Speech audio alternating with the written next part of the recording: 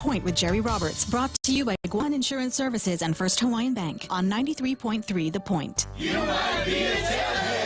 If your day is not complete until Tall Tales starts at 4 p.m., you might be a tailgater. If every time you laugh, you now sound like the real Joe, you might be a tailgater. If you don't like Fridays because Tall Tales is not on during the weekend, you might be a tailgater. Tune in to Tall Tales with me, Bob Klitzkie, Monday through Friday at 4 p.m., only on 93.3 FM. And you, too, can become a tailgater. The Point is KUSG, Hagåtña, Guam, 93.3 FM and 104.3 HD3. Up to the jury now. I'm Jack Callahan, Fox News. Jurors in the Kyle Rittenhouse murder trial beginning their deliberations in the morning. In their closing arguments, prosecutors tried to poke holes in Kyle Rittenhouse's self-defense argument by laying out a narrative that Rittenhouse was the aggressor. When the defendant provokes the incident, he loses the right to self-defense. You cannot claim self-defense against a danger you create. The defense fired back. Every person who was shot was attacking Kyle. One with a skateboard, one with his hands, one with his feet, one with a gun. And with that looming verdict, a lot of folks here in Kenosha are on edge, concerned about the potential for more unrest. Fox's Garrett Tenney. President Biden holding a video conference with China's President Xi Jinping Monday evening. It seems to me our responsibility as leaders of China and the United States to ensure that the competition between our countries does not veer into conflict, whether intended or unintended. Just simple, straightforward competition. President Xi said he was still glad to see his old friend and was ready to build consensus. Late Monday afternoon, the president held a signing ceremony for the infrastructure bill passed by the House more than a week ago. Several hundred invited to the South Lawn as President Biden signed into law a $1 trillion bill for roads, bridges, ports, broadband, and water systems. So my message to the American people is this: America's moving again, and your life is going to change for the better. The president was joined by Democrats and Republicans who helped draft and support the legislation, but Democrats are unlikely to find Republican supporters for a second legislative priority pushed by President Biden, a nearly $2 trillion social spending measure. Fox's Jared Halpern at the White House. America is listening to Fox News.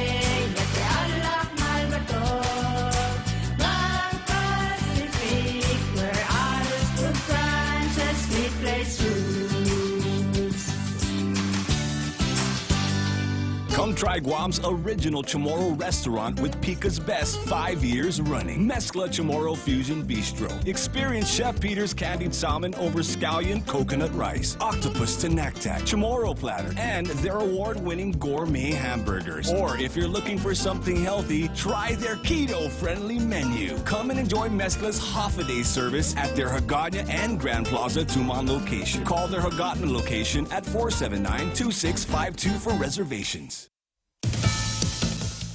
New statistics show violent crime is escalating around the country. 6 teenagers ranging from 14 to 18 years old were in a park in Aurora when they were hit by bullets. None of the injuries are said to be life-threatening. Police Chief Vanessa Wilson says indications are there were multiple shooters. We've recovered multiple rounds in different calibers. The kids were all from the same area high school, but the chief would not say if the attack was random or gang-related. We're going to, not leave any rock uncovered. So we're going to look at all different angles. This attack came less than a day after an 18-year-old's shooting death in Aurora. Gernal Scott, Fox News. That about the shootings in Aurora, Colorado. With regards to the crime statistics, criminal justice experts are warning that the rise we saw in homicides in 2020, which was the biggest increase in 60 years, according to the FBI, appears to be continuing into this year. According to the Council on Criminal Justice, as of September, homicides are on the rise in many American cities compared to the same time last year. Here in Los Angeles, homicides jumped 16%, 301 this year compared to 259 in 2020. 2020. In Austin, Texas, homicides are up a staggering 81% as of September, 58 this year compared to 32 last year. And in Portland, Oregon, where violent anti-police protests have plagued the streets since last year, the mayor now says this is Portland's deadliest era in modern times. Fox's Matt Finn, longtime Trump ally Steve Bannon appeared briefly before a federal magistrate in Washington on Monday. Hours after he surrendered to FBI agents, he did not enter a plea and has been ordered freed, but he is due back in court on Thursday. A judge in Los Angeles has ruled that Kobe Bryant's widow must turn over her therapy records to Los Angeles County in her lawsuit, claiming she suffered emotional distress after first responders shared photos of the crash site that killed her husband. I'm Jack Callahan. This is Fox News. When's the last time you looked at your homeowner's insurance? An easily overlooked part of covering our home is what's inside of it. Over time, we buy things we don't want to lose, but don't update our contents coverage. The smart thing to do is get the answers and level up our insurance to make sure we're totally protected. That's the Insurance Extra Point. Get out there and make something good happen today by calling Guahan Insurance Services at 475-1162 or visit us at the Camacho Landmark Center in Tamuning. Leah Dunca from Security Title here with a little information about trusts. A trust is a legal entity capable of owning property. It can protect property from issues such as lawsuits or divorce and can be used to distribute property and avoid probate. Many trusts start as revocable but become irrevocable when the initial trustees die. Work with your estate planning attorney to see if a trust is a good fit for your family property. Call the professionals at Security Title. We are here to help. Hafude, konnichiwa, Patois, ciao. Enter for a chance to win the 76 Circle K World Cuisine Giveaway. Be one of 3 lucky winners to win a passport of free food from around the world at over 15 different local restaurants. Just stop by any 76 Circle K, purchase $35 or more in fuel to get an entry form. Drive by today and taste the world with 76 Circle K's World Cuisine Giveaway. Visit 76circlekguam.com for more details. Some conditions apply. Circle K, take it easy. Guam Auto Spot has the best selection in Buick, GMC, Mitsubishi, and used cars like the 2021 Mitsubishi Mirage starting at $127 per paycheck. 0 down. Call 671-478-AUTO to take a test drive or get pre-approved online at GuamAutospot.com. Welcome to Tall Tales with Bob Klitzkie, the only show on talk radio where common sense is a lot more common. Phone lines are now open at 888-TALK. That's 888-8255. And now, The Point proudly brings you Tall Tales with Senator Bob Klitzkie. A well-regulated militia being necessary to the security of a free state, the right of the people to keep and bear arms shall not be infringed. I've been reading a 6-part article here dealing with the case that's pending before the United States Supreme Court called New York State Rifle and Pistol Association versus Bruin. And I've covered 5 parts. Here's the 4 parts. Here's the 5th part. How will the court analyze the constitutionality of New York's licensing scheme? Now remember, New York has a licensing scheme that if you want to apply for a concealed carry permit, you have to show a particularized need that is greater than just your desire to protect yourself, your ability to bear arms. And here's what this article says. Throughout the argument focused on the text, history, and tradition of the Second Amendment and the right to keep and bear arms. But for anyone listening, what exactly was the history and tradition at the time of the founding or later when the 14th Amendment was ratified? Which period was the appropriate one to consider? Justice Thomas asked, was a muddle. More on that shortly. In addition to the text, history, and tradition tests discussed throughout last week's argument, however, lower courts have applied or considered other standards, as Justice Neil Gorsuch stressed. Some lower courts have refused to apply the history test, for example. Justice Gorsuch noted, saying that they will not extend Heller outside the home until this court does. That's lower courts. Other courts have applied strict scrutiny, he noted, a standard of review that requires the government to have a compelling interest for a law to pass constitutional muster, and then only if the law is narrowly tailored to that interest. Still other courts, Gorsuch added, have suggested an intermediate scrutiny that looks to whether there is an important governmental interest, and if so, if the law is substantially related to that interest. What standard should we apply, he then asked. The attorneys all seemed to agree that the appropriate analysis was to consider the next, as you were to consider the text, history, and tradition of the Second Amendment, and then, if that analysis proved insufficient, the court should turn to the scrutiny analysis. Unsurprisingly, the petitioners sought review under strict scrutiny, while the government pushed for review based on easier-to-satisfy intermediate scrutiny. No matter the approach taken, however, the Supreme Court needs to clear up the question for the lower courts, as 10-plus years have left the lower courts confused, some purposely so, because of a desire to uphold gun restrictions. So the law is murky about whether or not you can carry a gun out in the open. And this article says the law is murky, and some people like it that way because they see it as a means of greater restriction on firearms. Okay, we'll come back to the sixth item on this list tomorrow. Now let's turn to Zemi Ikotny.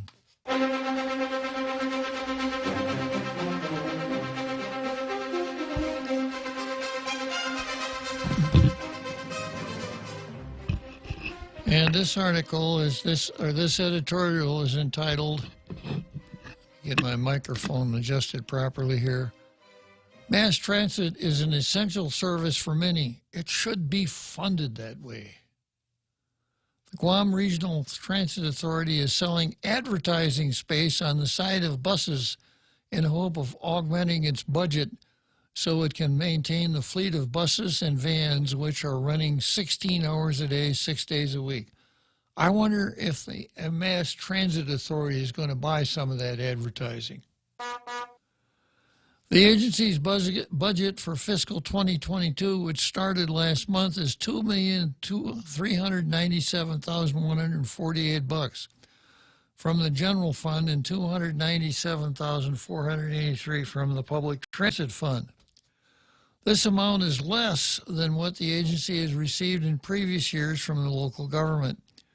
It also falls far short of what's actually needed, an amount closer to $8 million a year, and that's after it purchases the buses. The agency will need bus drivers, dispatchers, and schedulers. And while GRTA gets a hefty sum in federal funds, just like the Department of Education or Department of Public Health, there are limitations on how a local agency can use those dollars. As it stands, GRTA needs to generate revenue through advertisement sales to augment local and federal funding to operate and maintain its fleet of 14 buses and 12 vans. GRTA needs 18 working vehicles for its current operations that include 9 paratransit and 7 fixed routes. The cost of maintaining the fleet was $500,000 in fiscal 21. The cost is expected to climb to $600,000 this year. In 2010, the median household income was $48,274, according to U.S. Department of Health and Human Services. Additionally, about 55% of households made less than $50,000 annually, according to a report filed by the Guam Department of Bureau of Labor Statistics. A more recent look at wages from this bureau, completed in May 2020, reported an average annual wage of $37,740. Okay, they're comparing median in 2010, average in 2020. GRTA is a part of the island's homeless coalition because it's an essential component of helping people get to work and around town. The 2020 point-in-time count, which aims to get a true number of the island homeless individuals and, among other things, determine what services they need, shows that 790 people on Guam are homeless. The greatest need was employment, followed by transportation. I would think the greatest need for homeless people would be a home, a place to live. What do I know about it? When asked what the barrier to employment was, 114 responded, transportation, pacing the second and third most popular responses. GRTEA Executive Manager Celestin Babauta said a reliable transit system can help improve the island's economy by making it easier for residents to get to work and improve quality of life by helping people to get to medical or other appointments. He'd like to build a second bus fleet that would allow one fleet to operate for 8 hours and the second fleet would cover the rest of the day. That will provide downtime for the buses and undergo maintenance, etc. Babauta said they've received federal grants to help them purchase buses, 10 of which were supposed to arrive this month. They also have funding to set aside 6 additional buses for which they're working on procurement. And Babauta said they're competing for additional federal grants for more buses. He said the system he wants to build would mean buses every 30 minutes at bus stops across the island. A reliable mass transit system could cut down on the long line of cars heading north every evening. The truth is, the system has faced a host of issues over the last few decades, and all of those issues come down to funding. No, they don't. They don't all come down to funding. An awful lot of them come down to management.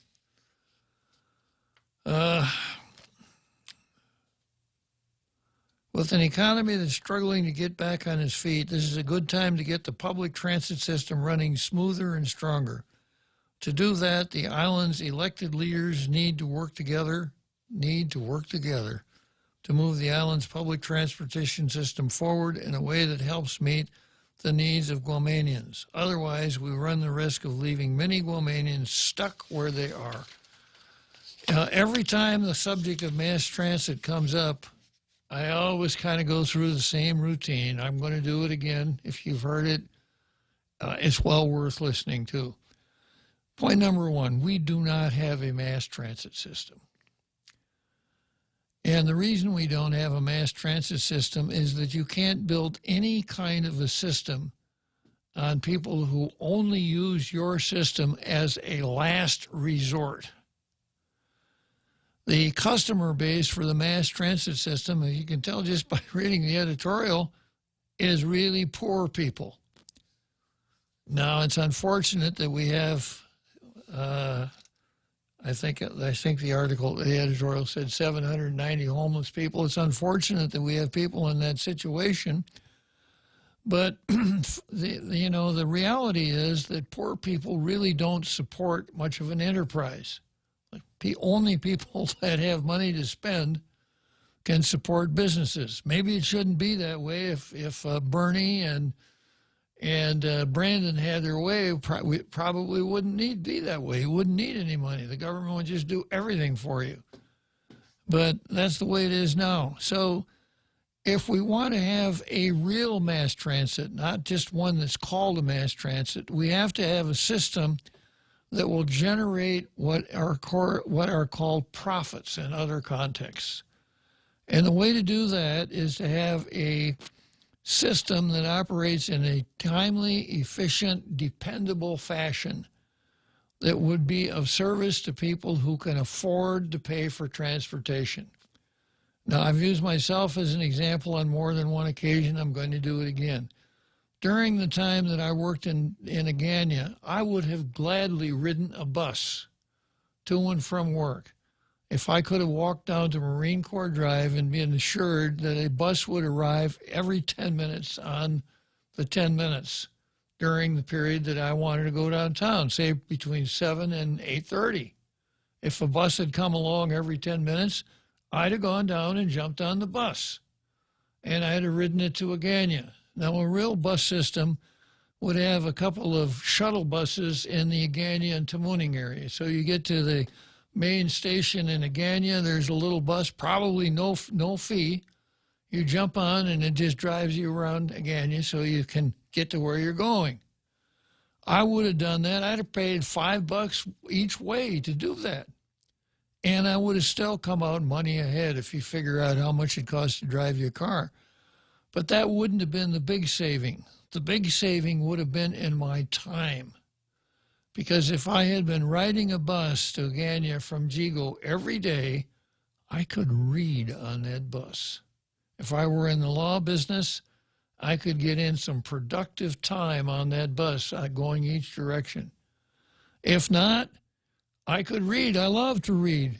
If you see me in just about anywhere, 10 years ago, I would have said you see me with my nose stuck in a book. Nowadays, you see me staring at an iPad because I carry 100 books around in my iPad, and I've always got something good to read.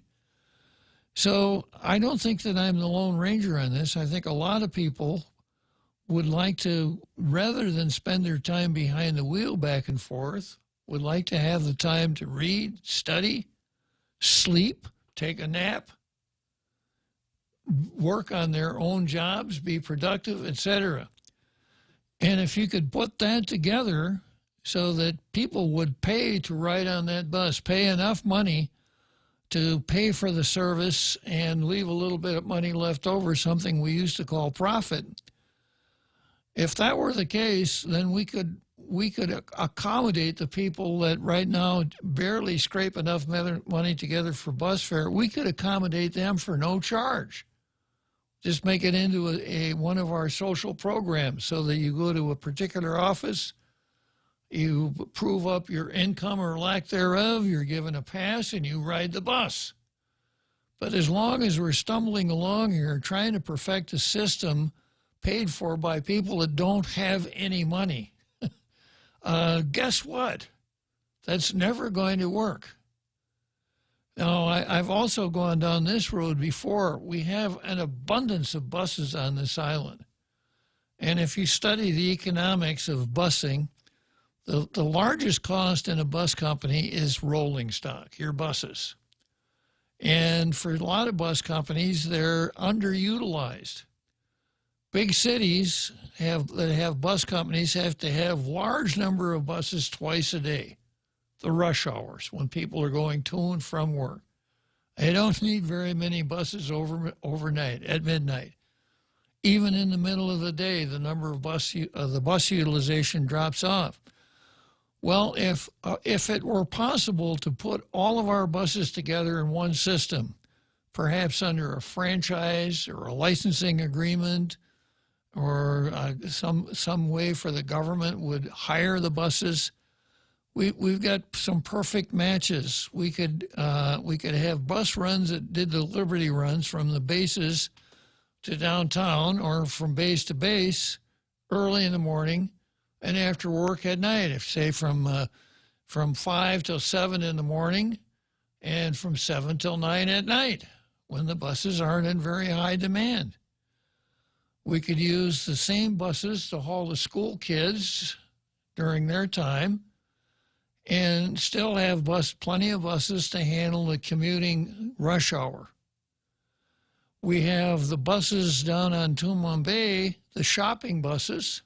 They could all be integrated into a same system. So we could have an integrated system that would serve everyone better, would generate enough profit to take care of people that, are needy and have a hard time with the bus fare.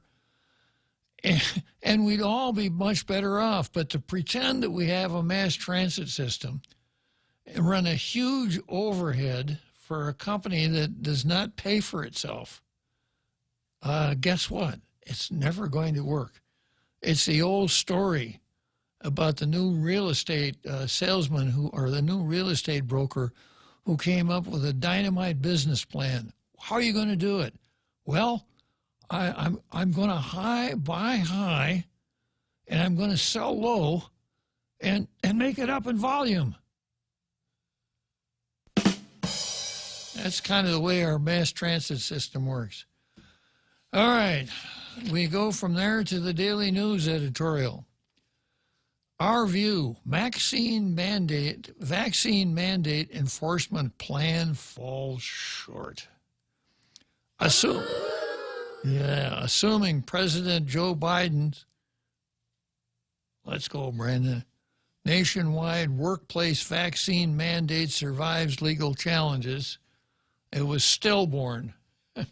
Let's see if they can revive it, which is, at this point, a big assumption. Enforcement will be the next big hurdle. The mandate will cover an estimated 84 million workers, including about 31 million who are not vaccinated. It requires companies with 100 or more workers to either make their employees get vaccinated or undergo weekly Wuhan virus tests. Enforcement will fall under the Department of Labor's Occupational Safety and Health Administration, referred to by just about everybody as OSHA. OSHA doesn't have enough staff to check on individual workplaces to ensure compliance, and let's hope that it never does. Last week, current and former OSHA officials said the government will have to rely on whistleblowers to help workers who will report their own employers for violating the mandate.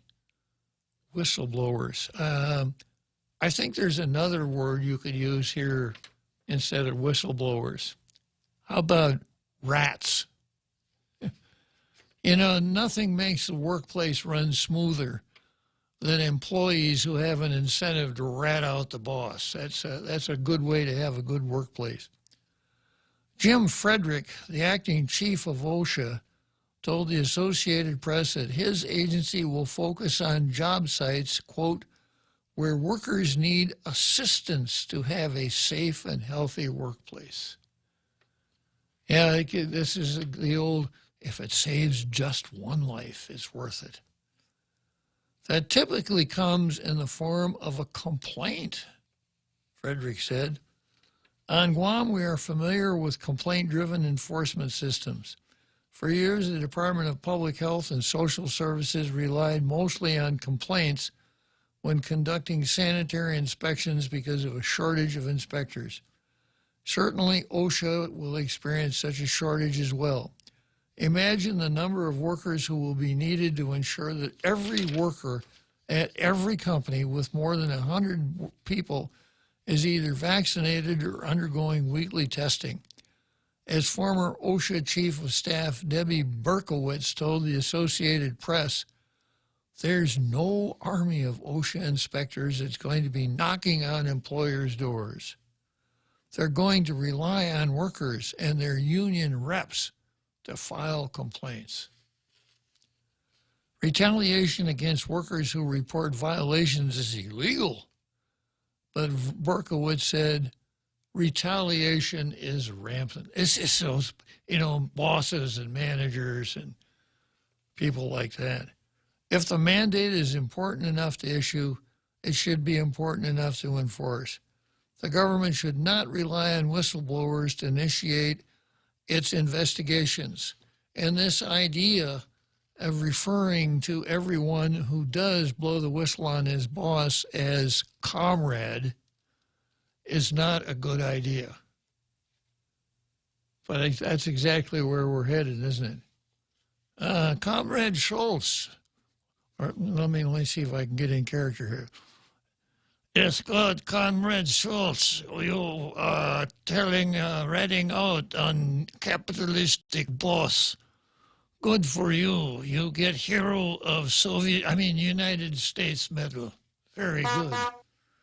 And when the boss tell you not to rat him out, remember, only cheap capitalistic trick. If inspectors can't be hired or a good plan can't be put in place to ensure that companies are in compliance, the mandate should be delayed until it can be enforced. Counting on workers to report employers requires the workers to jeopardize their own economic well-being. It's a bad plan, and our workers deserve to be safe. But every whistleblower gets their own brown shirt. That's very true. That's very true. Okay, well, every daily news editorial gets a blue star today, so not bad. Not bad. That takes the daily news up to 73 blue stars. Okay, let's take a short break, Jose, and we'll go to the card next. The Extra Point with Jerry Roberts of Guam Training. Hi, I'm Jerry Roberts, and every day on The Ray Gibson Show, I get to comment on the incredibly diverse, fun, challenging, sometimes frustrating, often exciting, but always interesting world of work. I hope you'll be there with us. You can find daily transcripts of The Extra Point at guamtraining.com. Tune in every weekday morning at 7:20 for The Extra Point with Jerry Roberts. Brought to you by Guahan Insurance Services and First Hawaiian Bank on 93.3 The Point. Fuel up today with the new $8 gasolina meal. 2 all-beef Nathan's hot dogs, a big bag of chips, regular size M&Ms, and a 16-ounce gasolina energy drink. The brand new drink in a black can that brings a burst of energy. Drive in now and fire up your day with the $8 gasolina meal. Promo is only available at your favorite Circle K Guam locations while supplies last. Circle K, take it easy.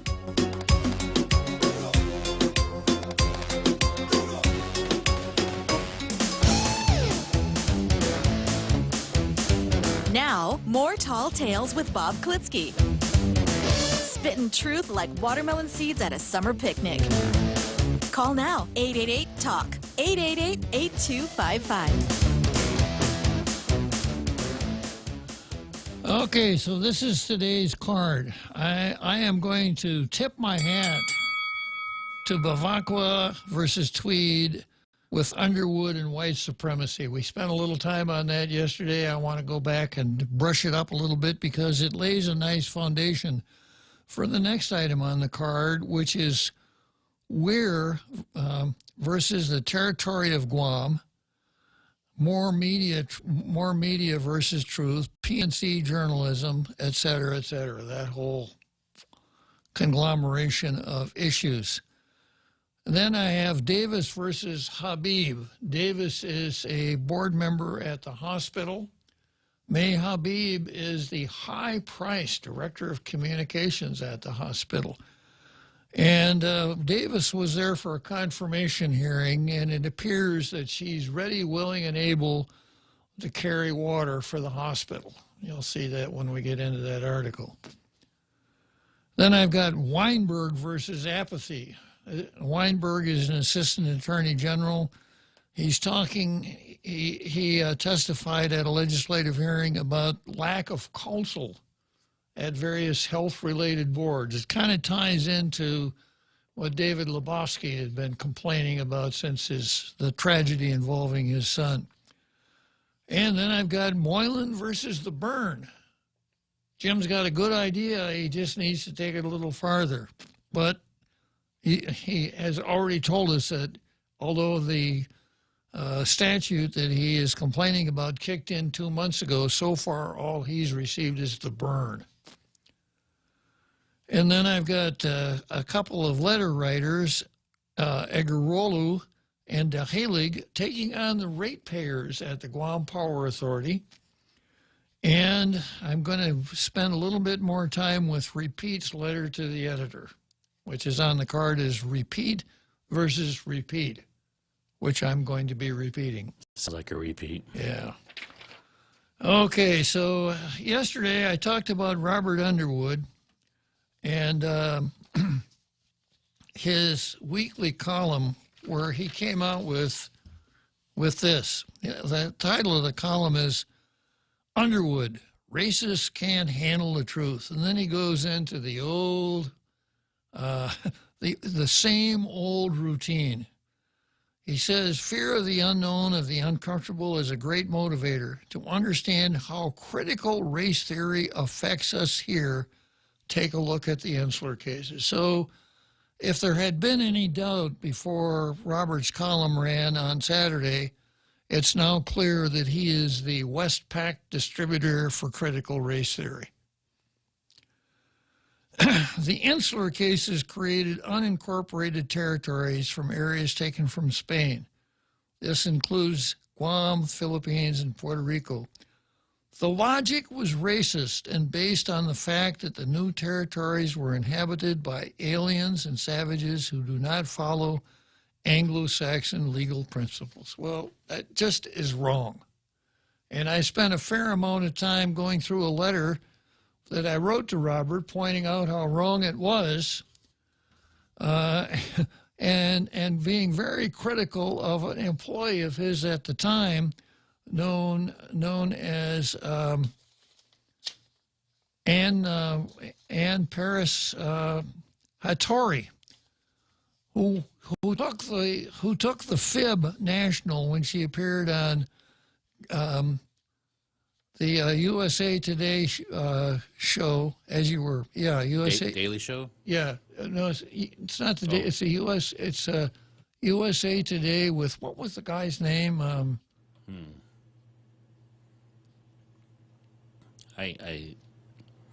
He's unforgettable to me. Yeah, I mentioned it yesterday. Well, it'll come back to me in a second. USA Today. It's a spoof news program, and this is what Ann Hattori said on. John Oliver. I'm sorry, it's not. It's Last Week Tonight with John Oliver, and this is what Ann Hattori said on national TV.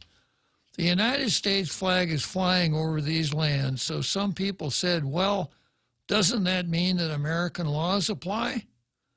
In 1901, the Insular cases, basically the judgment of the Supreme Court, the new territories were inhabited by alien, quote, alien races, and they may not be able to understand Anglo-Saxon laws, and therefore the Constitution doesn't have to apply. I mean, this is just horrible.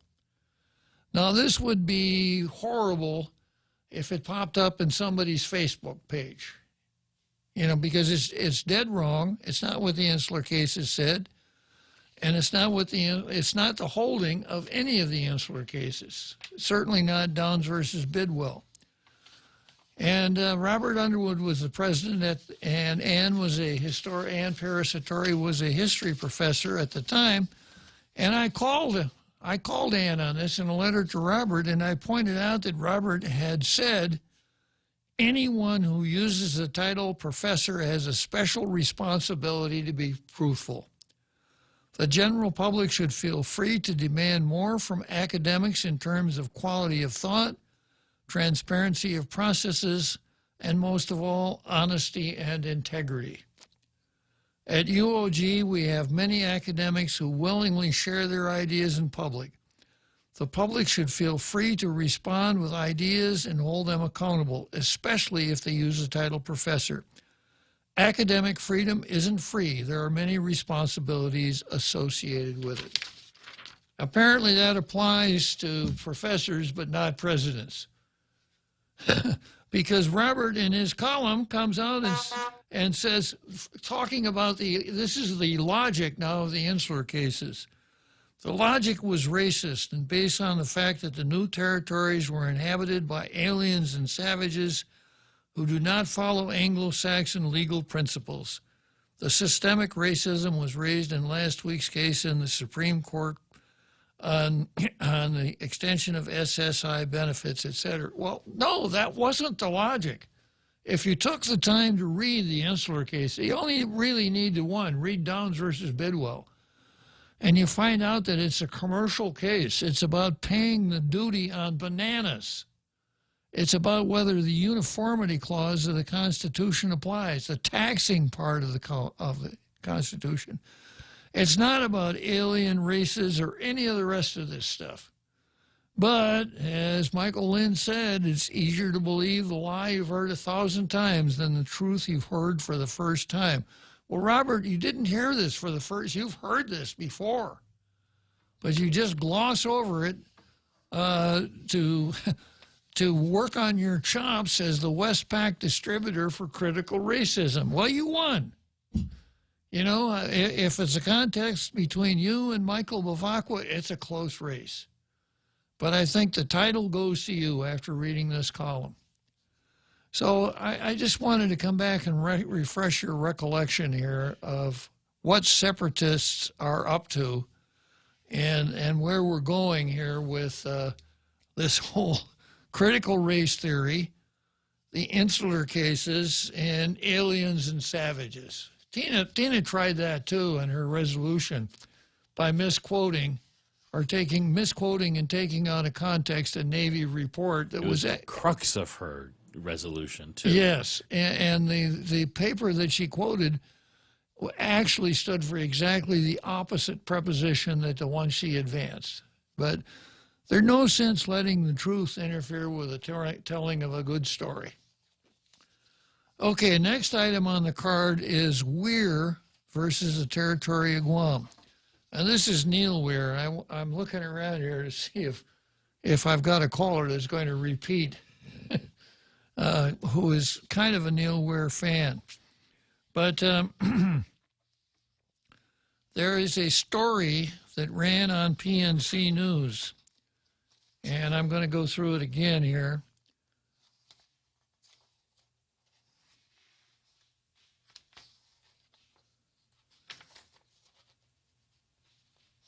Yeah.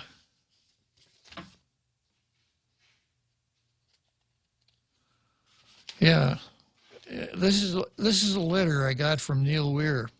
Robert, this was a big week as we pressed both the Supreme Court and Congress to take action to provide equal rights to all American citizens, including those in U.S. territories. I wanted to share some of our quick reactions to the oral argument in Vallejo, Madero below, along with some great pictures of our I Am Jose campaign. If you are interested in more depth reactions, I was a guest on the Constitution Center's We the People podcast, which aired yesterday. Well, it's been an exhausting several weeks, months leading up to this fight, far from over. We'll keep pushing Congress to act to include SSI and Medicaid expansion in the reconciliation bill over the next few weeks. Well, hello. That's the way you get this done, rather than tilting at the insular cases windmill over and over again. So this is a letter that I got from from Neil early in the morning, and then I looked at PNC News that afternoon, and here's how PNC News goes. Wait a minute, I read the wrong one here.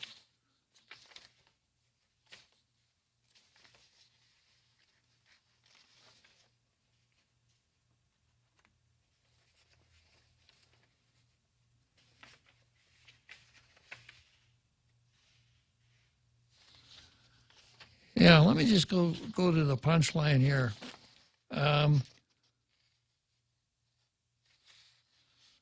PNC ran a story that was identical to the news release that Neil Weir sent out on the same day. So I wrote a letter to Paulie Suva at Pacific News Center. He's supposed to be the news director. And this is what I said. I'm addressing this to Paulie Suba and Leo because those are the only emails available. PNC is another one of those places that won't let you know the contact information for any of the managers, all in the name of openness and transparency. The email I received from Neil at Equally American at 5:25 a.m. on Tuesday, November 9. Compare Neil's email to the PNC news story that was posted on the internet same day, which is set out below. The PNC News story is nearly identical to Neil's email. There's no attribution. This would seem to be a classic case of plagiarism. Please inform me what action you intend to take concerning this matter at your earliest convenience. So once again, Neil Weir's email comes out at 5:25 a.m. Later on that day, the online edition of PNC News comes out. It is Neil Weir's letter without Neil Weir's signature at the bottom. And this is the response I get from Paulie Suba. Half a day, Mr. Klitzkie. The published piece is identical because it was published as a news release from Equally American, which is why the Equally American logo was there. Nope. There was also no author byline and just PNC, which we use for all news releases. It was a news release issued by Equally American that was sent to all media. It was also written as a news release style and not as an opinion piece. Well, you could have fooled me. So I wrote back and said, Paulie, the screen capture set out above shows that the plagiarized story was credited to, quote, Pacific News Center, contradicting your statement. There was even more basic, it would seem to be a rather loose interpretation of, quote, journalism to take a press release from an actor in a news story and run it verbatim without any qualifying comment. If you chose to do that, you at least owe your readers a clear attribution of the copy you print. Readers shouldn't have to analyze the writing style of the printed material to determine its source. A phrase, for instance, a phrase like this would seem to be mandatory for a responsible journalist. Quote, according to a press release from Neil Weir of Equally American. That's what but you know, if you just sat down and read it, you'd think it was something that they cranked out themselves. Really, really bad. Especially when you consider that Neil Weir is in this thing up to his armpits. He is not a passive observer or a reporter. He is a player in this game. And PNC just takes his news release and runs it like it's regular copy with a couple of excuses, you know. I wouldn't say that these excuses that Paulie advanced are fast. I wouldn't say that they're slow. I'd say they're just half-fast. I don't have my beep button. Thank you, Bob. All right. Yeah, so, you know, just getting this whole thing off to a terrible start was shot with sloppy reporting. Well, did Paulie Suba sign the letter, or was it staff of PNC? Yeah. Just in case it gets on the air. Sinceramente, Paulie Suba. Ooh, okay. Sinceramente. I clearly saw staff, PNC staff, attributed to the press release. Yeah. Yeah, and I sent him a screen capture of that particular part of the screen. And here it is. You can see it right here. So, you know, now there's an Equal American logo there, but is this window dressing for the story? Is it like, you know, if you print a story about a soldier, maybe you see the Army emblem on this? It really didn't shed any light on it. Maybe this is the philosophy of media these days, just to be so lackadaisical and whatever. Yeah. And just say, well, we'll just do what we got to do to get the print out. Yeah. So from now on, Paulie, until you set the record straight, I asked him when he's going to set the record straight, and I'll tell you, here's exactly what he said. Are you ready for this? Yeah, that's it. So until they set the record straight, I don't trust anything that they put on the screen or on the printed page. Okay, going into it a little bit more.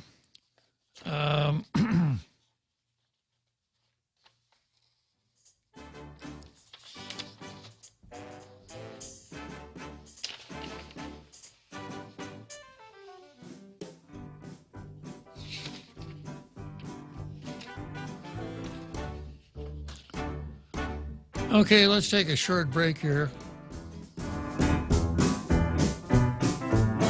Come try Guam's original Chamorro restaurant with Pica's Best 5 years running. Mezcla Chamorro Fusion Bistro. Experience Chef Peter's candied salmon over scallion coconut rice, octopus to naktak, Chamorro platter, and their award-winning gourmet hamburgers. Or if you're looking for something healthy, try their keto-friendly menu. Come and enjoy Mezcla's half-a-day service at their Hagåtña and Grand Plaza Tumon location. Call their Hagåtña location at 479-2652 for reservations. Listen to The Point anytime, anywhere on Odyssey. Odyssey is your new audio home for all the music, news, sports, and podcasts that matter to you. Find your favorite stations like The Point and discover more. Music stations, local and trusted news sources, sports talk and team coverage, plus today's biggest podcasts. Find it all on the Odyssey app. AUDACY.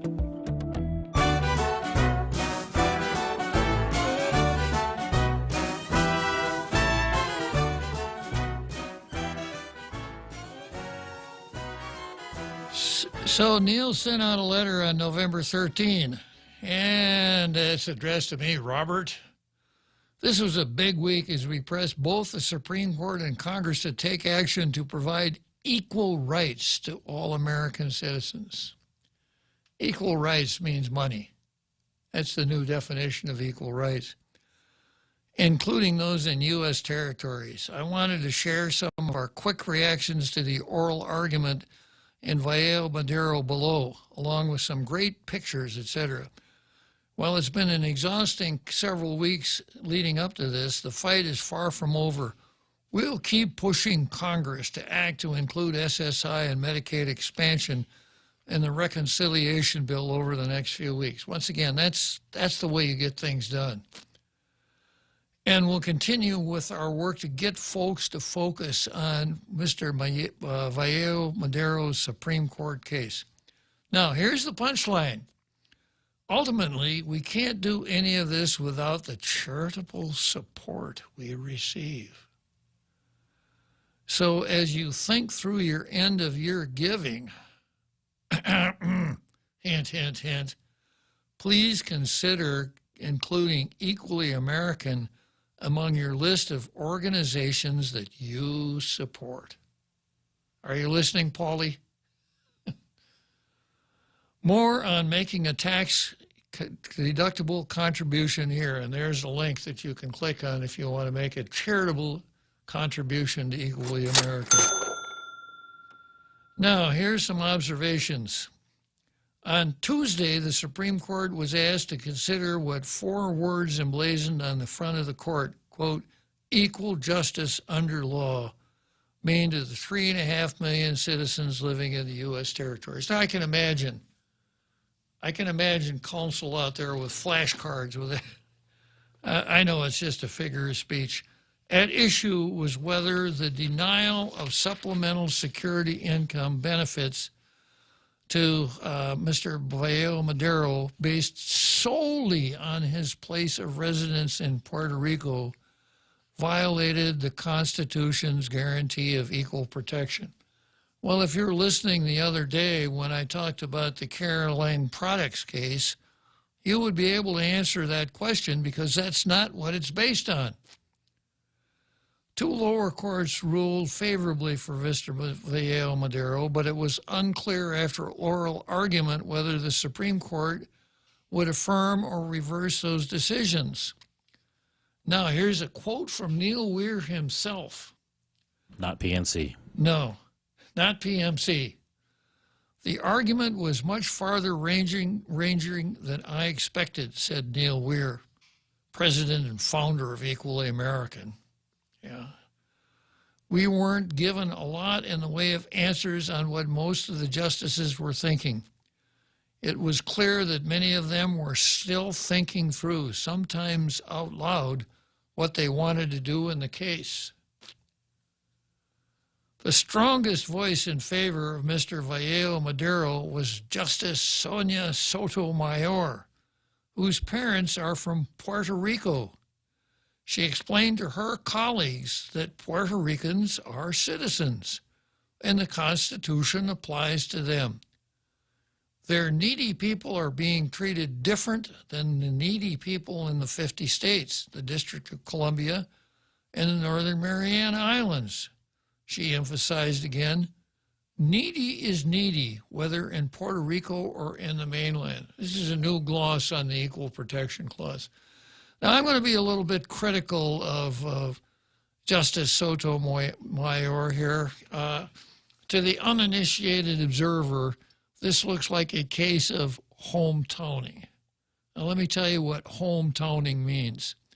If you are accused of assault and battery of somebody at Elkhorn, and the somebody claims self-defense, and you're going before an Elkhorn jury, you may not say it, but what you're going to be afraid is that you might be hometown. Maybe the folks in the jury are going to say, well, you know, we know Johnson over there. We know he's a good guy. So we're not going to find him guilty. We'll find the guy from out of town guilty. We'll never see him again anyhow. What's the difference? Now, that's an oversimplification, but it's something that has to be thought through, and it's one of the reasons that we have what's called diversity jurisdiction in our federal courts. If a citizen of Maine is wronged by a citizen of New Hampshire, the citizen of Maine can sue in federal district court. He doesn't have to go to state court in New Hampshire to sue that guy.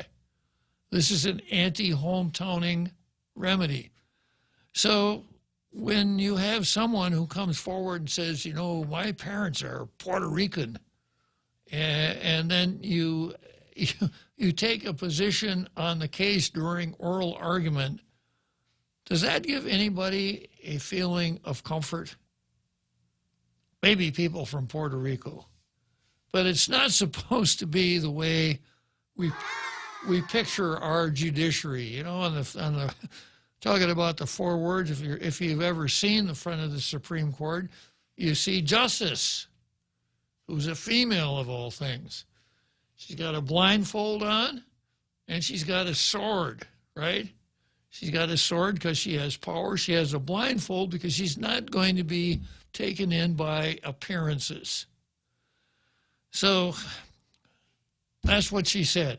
I suspect that she, as far as Puerto Rico was concerned, she got a lot of earned media out of that statement. And the folks down in San Juan are saying, hooray for Señorita Sotomayor de Puerto Rico. But it's something that she could have done without. It's not a big thing, something she could have done wrong. She could have done without. And this simple analysis here that where one lives, standing alone, cannot be the basis to deny a U.S. citizen equal employment of a uniform federal benefit. Well, that's not what the litigation dealing with the voting rights cases said. It's not what Califano versus, as you were, what Califano versus Torres said, Supreme Court case that decided this very issue. The Insular cases, a series of Plessy-era decisions that established a doctrine of separate and unequal status for residents of the U.S. territories, were also a significant focus of the argument. After Deputy Solicitor General Curtis Gannon disclaimed any relevance, as you were any reliance by the government on the Insular cases. The U.S. government saying, we're not relying on the Insular cases here at all. And if you were around when I went through the Caroline Products analysis, you would understand why. A case like that, all you need is a rational basis to articulate a rational basis for the state action, and the state action is in accord with that rational basis. So the deputy U.S. solicitor said they're not relying on the Insular cases. Justice Neil Gorsuch responded, "Why shouldn't we just admit the insular cases were incorrectly decided?" And I'll come back to Neil Gorsuch after the break.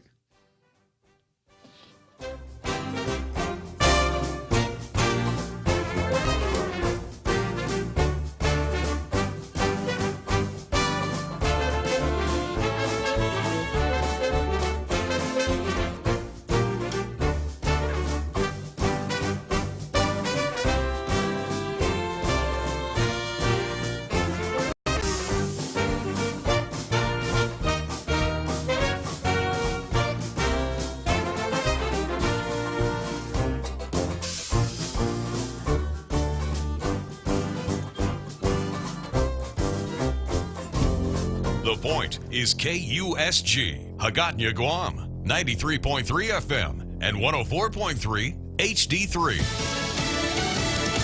The so-called Build Back Better bill is signed. I'm Jack Callahan, Fox News. We're taking a monumental step forward to build back better as a nation. President Biden Monday celebrating the signing of his infrastructure bill. It's $1 trillion, and it also includes $600 billion to improve highways, bridges, dams, public transport, rails, ports, airport, water quality, broadband, and electric charging station. Fox's Kevin Corke in Washington. Then Monday evening, the president met by video conference with China's President Xi. It seems to me we need to establish some common sense guardrails to be clear and honest where we disagree and work together where interests intersect, especially on vital global issues like climate change. Speaking through a translator, President Xi said China and the United States need to increase communication and cooperation. He referred to President Biden as his old friend. The jury in the Kyle Rittenhouse murder trial will begin its deliberations in the morning following Monday's closing arguments. Kyle Rittenhouse's attorney Mark Richards questioned why the prosecutor decided to have jurors consider a provocation charge in this case. But when his case explodes in his face, now he comes out with provocation. He said the first person Rittenhouse killed, Jason Rosenbaum, had threatened to kill him earlier in the night and would have killed Rittenhouse. We know that his hand was on the gun. Richard said the second person he killed, Anthony Huber, had also lunged for Rittenhouse's gun. He said prosecutors' arguments that Rittenhouse went to protest in Kenosha to cause trouble make no sense, as Rittenhouse was cleaning up graffiti and trying to help people in the town where his father lives. Fox's Jessica Rosenthal. Amazon has agreed to pay $500,000 and be monitored by California state officials to ensure that it properly notifies its workers about new coronavirus cases in the workplace. Amazon points out the state found no substantive safety issues. America is listening to Fox News. When's the last time you looked at your homeowner's insurance? A homeowner's policy protects much more than just your house. It also protects you against claims from someone being hurt on your property. If a visitor is injured at your place, how much are you covered for? The smart thing to do is get the answer today. That's the Insurance Extra Point. Get out there and make something good happen today by calling Guahan Insurance Services at 475-1162 or visit us at the Camacho Landmark Center in Tamuning. Come try Guam's original Chamorro restaurant with Pica's Best 5 years running. Mezcla Chamorro Fusion Bistro. Experience Chef Peter's candied salmon over scallion coconut rice, octopus to naktak, Chamorro platter, and their award-winning gourmet hamburgers. Or if you're looking for something healthy, try their keto-friendly menu. Come and enjoy Mezcla's half-a-day service at their Hagåtña and Grand Plaza Tuman location. Call their Hagåtña location at 479-2652 for reservations.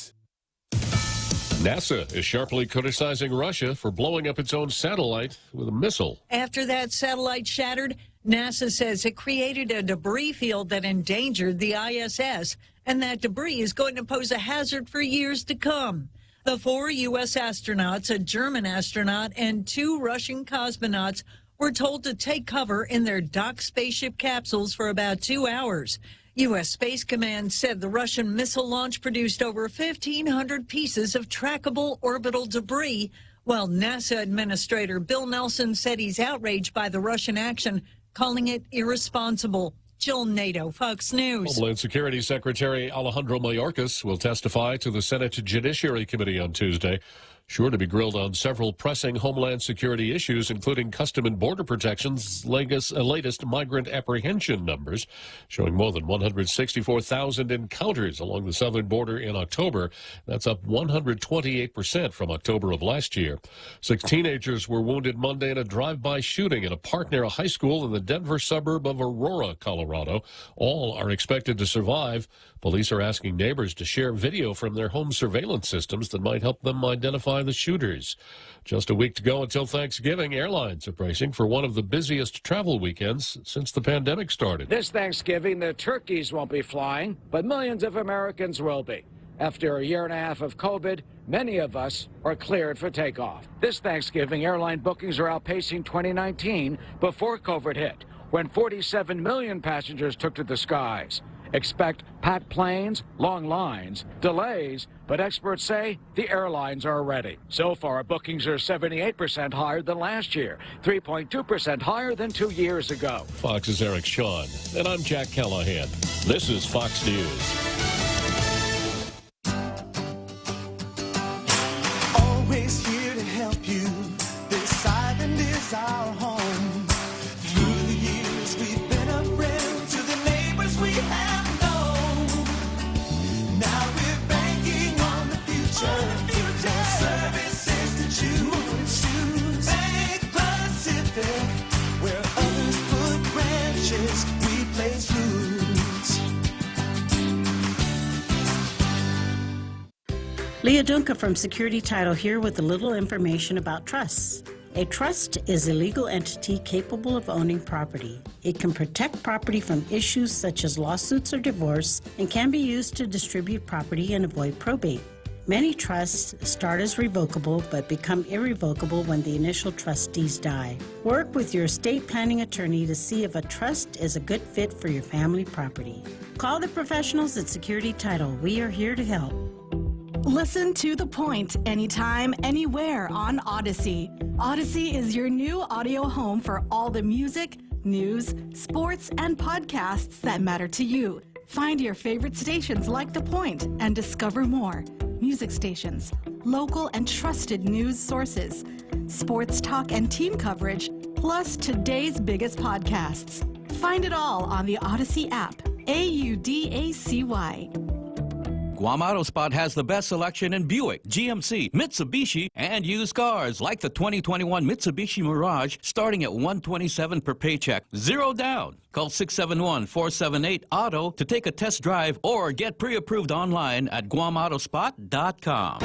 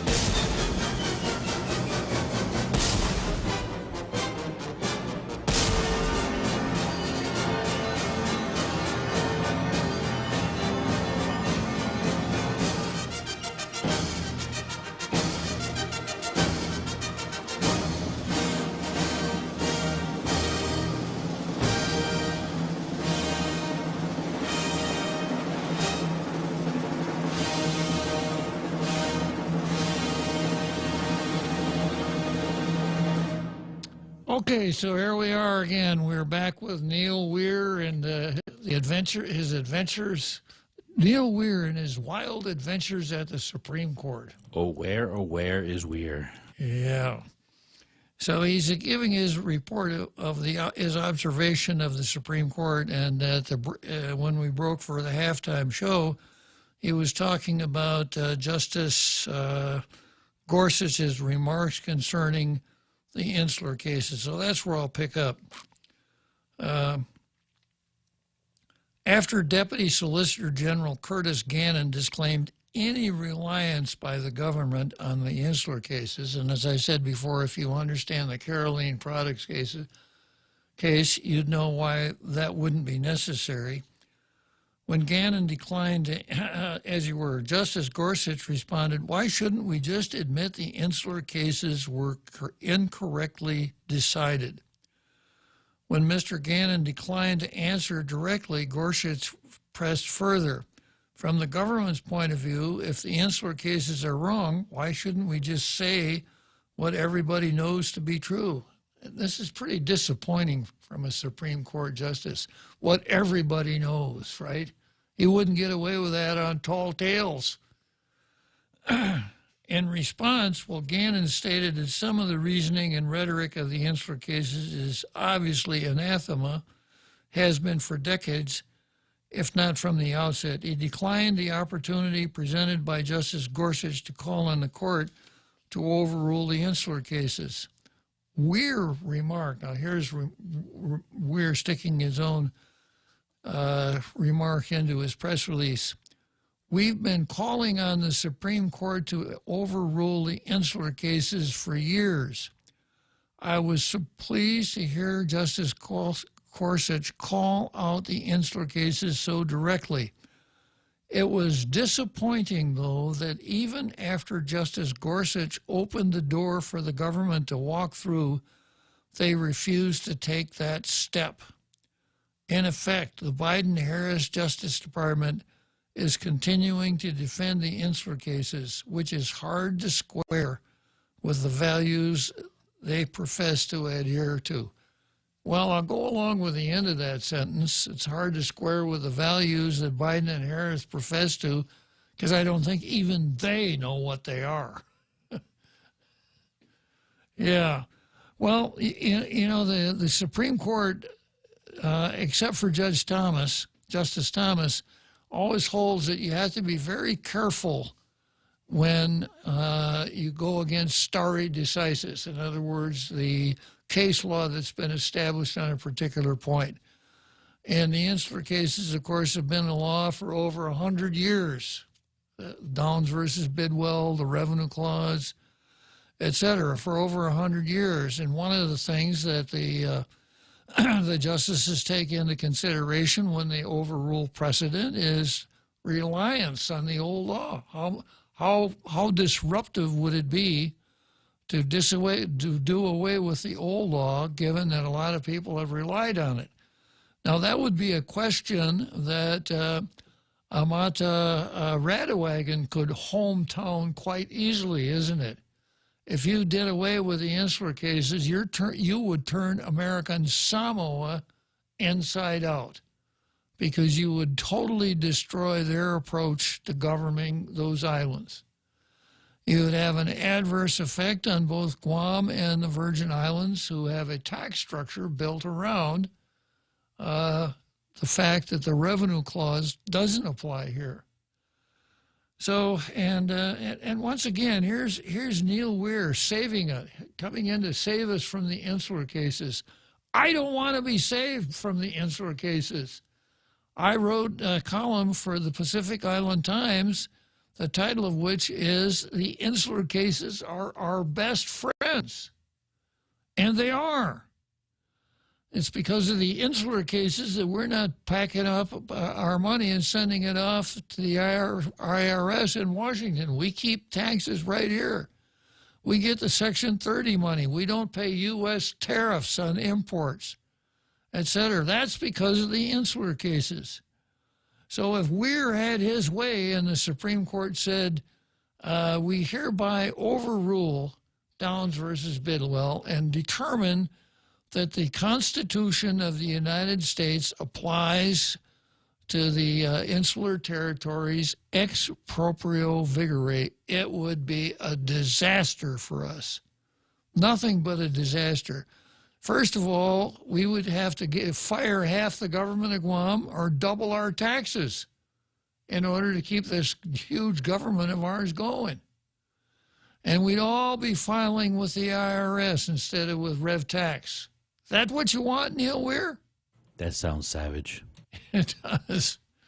You know, he's caught up on the rhetoric here. You know, he wants to be one of the good guys, you know, racist and savage and stuff like that. And he's falling right in there with Tina Rose Munya Barnes.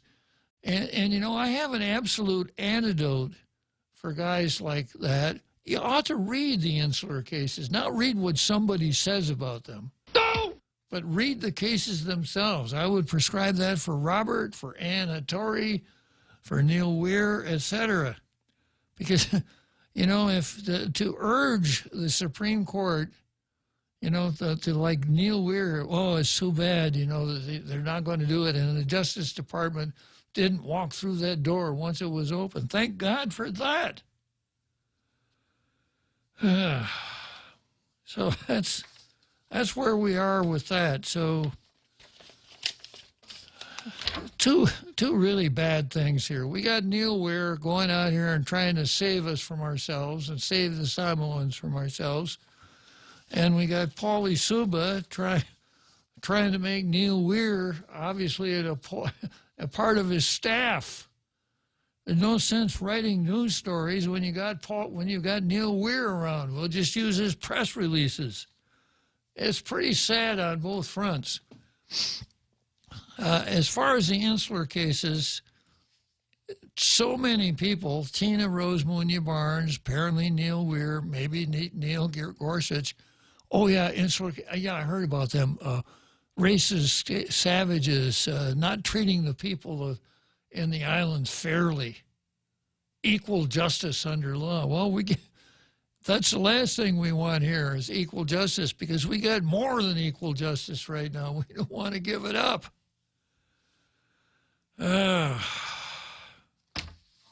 Very, very interesting. Okay, so let's move on to the media versus truth. I ought to send this to Paulie Suba. This is kind of an old article, but it goes to the Kyle Rittenhouse case. And I've been following it along, and I think I know exactly what happened, but you never know what happened by listening to the media, the major media cartel. As an example,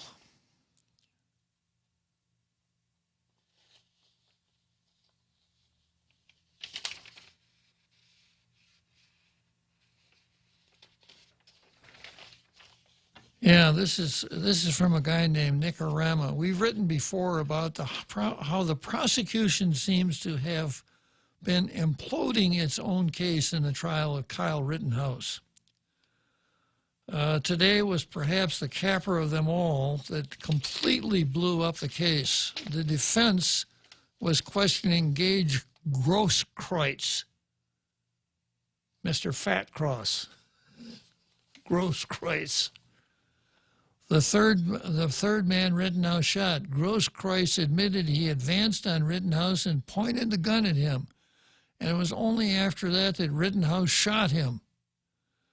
Now, for anyone covering the trial, that would be the highest reel of the day. That's pretty big. When the prosecution witness puts together your self-defense testimony for you. Now, for anyone covering the trial, that would be the highest reel of the day, perhaps of the whole trial. Certainly the main thing that the media should highlight, right? Perhaps not so much. Let's take a look into how the media reported Grosskreutz's testimony today. We know many just read the headlines, and this is what they would see. Not to mention the story themselves, leave out critical facts or are inaccurate in part. Then there's the incredible departure from reality headline. Here it is. Heavily armed. Rittenhouse was heavily armed. He had one gun. Heavily armed. Rittenhouse had one gun. Grosskreutz had one gun. Why is one described as heavily armed and the other isn't? Well, the left wants Rittenhouse to lose this so bad in the worst way. And, of course, you know, the whole thing is about racism. You know, Rittenhouse shot 3 guys. And, you know, a lot of people are only finding out now at the end of the trial that none of those 3 guys were people of color. No! They were all white as the driven snow, but the left leaves that out of there. Yeah, he went to this demonstration, Black Lives Matter demonstration, and he shot 3 people, killed 2 of them. Whoa, racism.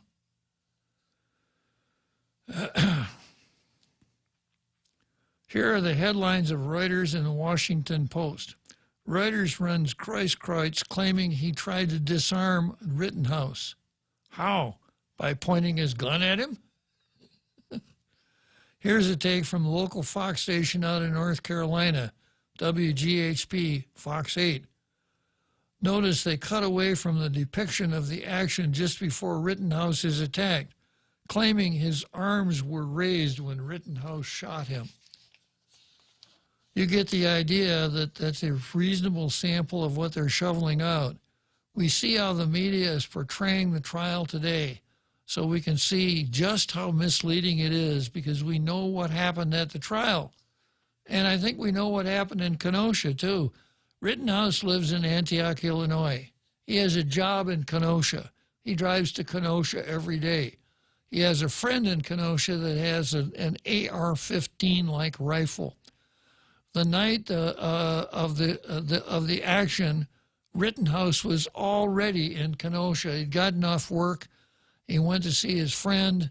He was asked by somebody else, "Can you help us protect our property?" Rittenhouse borrowed the gun, but the way the mainstream, the media cartel writes it up, he crossed a state line to come to this, bring his AR-15. Did you hear the closing arguments today? The defense attorney is from Racine, but he said, and for all of you who don't know, I live in Racine, that foreign country, which is right next door to Kenosha. Right. So the left, the media, did everything they could to put Rittenhouse in the most unfavorable light possible because they really want him to lose. It's all about racism. Today, Bob, they had the closing arguments of both the prosecutor and the defense. On MSNBC, they play the entirety of the prosecutor's closing arguments live, and then they cut away for something else for the defense, something that Biden was signing, that thing. Yeah. I guess you can make a call for that, but they never returned back to it. Of course not. Of course not. Pay no attention to that man over there called the defense attorney. He's not important.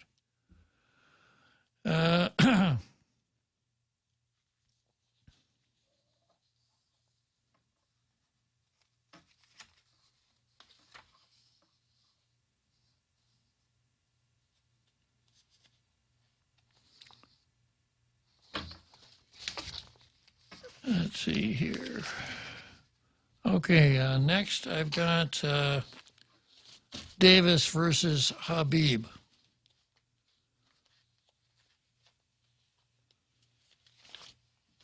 This is a story that ran in today's Post. Hospital board nominee feels questions about hiring new facility. Oh, wait a minute. Maybe I should take this call here before I jump into the card. Yeah, I got another Joe question about Rittenhouse, and I've got our Carl here. So let me jump into these before I go to Davis and Habib. Good afternoon, another Joe. You aren't the guy that, that thinks America is an evil country, are you? Not I. Oh, that was just plain old Joe, right? Yeah, the guy who'd never heard about the reimbursements. Hand in the cookie jar. Yeah. You get that. But we can only take this so far, Bob, because we're when you take stuff from people, it's both basic stuff. I mean, here in Guam, if you're old enough and you listen to your elders enough, debt's really a serious issue. You take anything from anyone, you owe them something. And if you think you can forget it, eventually you're going to come across someone who will not let you forget it. Well, go ahead. Right. And like we said before, we live in a democracy. We have freedom. And you think that someone else can do better by us? I challenge you to tell us who that is. Even our own, I don't know that we can do as good a job. We can, but my reason for calling is, Democrats ask lousy questions. So let me help them a little bit. Rittenhouse was a minor at the time this occurred. Was he out past curfew? He was 17 years old. I don't think there is a curfew in Kenosha, to tell you the truth. Kenosha curfews are not regular things in American cities. And did he have to have permission from his parents to be where he was at the time? No. Well, and then there's not then he truly is responsible for his actions. He had good cause to defend himself, but he's still responsible for the death of two people, however stupid they were. And unfortunately, they have relatives who may not be as stupid and who are grieving the loss of their relatives. So it's like during the Civil War, we're brother against brother. There's still heartache now, however you look at it. Well, I tried to follow it on TV, another Joe, and, judging from when Rittenhouse took the stand, I think Rittenhouse, although, he killed two of them, he feels pretty bad about it himself. That's good, because he should. That's the appropriate human response, Christian response, too. But it also appeared that it was him or them, that he really had no choice. There's another detail that's important here, and that is that the left made a big deal out of him not being licensed to possess a firearm. That it was not legal for him to have that firearm. Well, Judge Schrader dismissed that charge today because he determined that under Wisconsin law, Rittenhouse hadn't broken the law. So there you go. When you go into a state, you better know the laws. Yeah. And I challenge those so-called protesters, rioters who were destroying stuff, whether they were following the laws. Were they from that state or were they from other states, and were they following the laws?